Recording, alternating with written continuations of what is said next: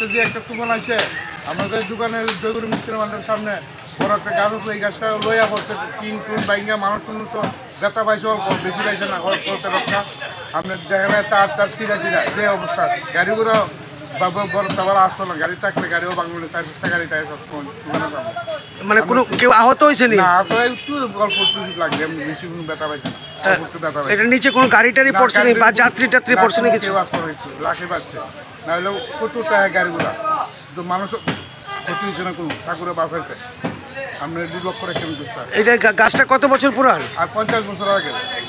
50 বছর আগে না? আমরা যখন বৃষ্টিপাত শুরু হয়েছিল খবর পেয়েছি, খবর পাওয়ার সাথে সাথে তৎক্ষণাৎ চলে এসেছি, এসে আমাদের কাজ দ্রুত চালাচ্ছি। মোটামুটি অর্ধেক শেষ হয়ে গেছে, আর কিছুক্ষণের মধ্যে পুরো কমপ্লিট করে দেবো, পুরো ক্লিয়ার করে দেবো।